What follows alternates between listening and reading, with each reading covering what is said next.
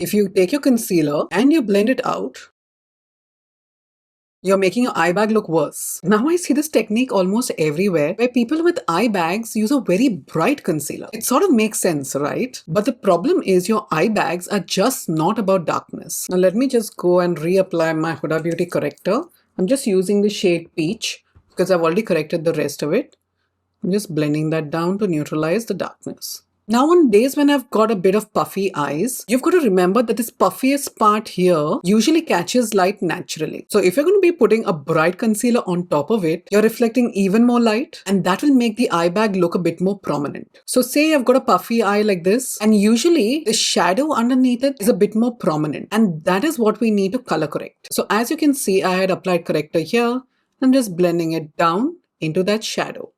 Then I want you to take your concealer and I want you to place your concealer mainly in that hollow. I'm just going to apply some here as well because I need it.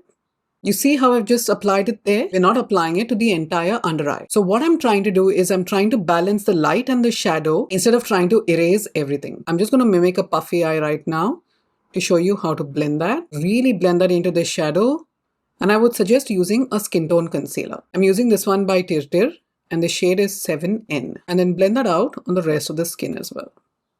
Remember, with makeup, we are just creating an illusion.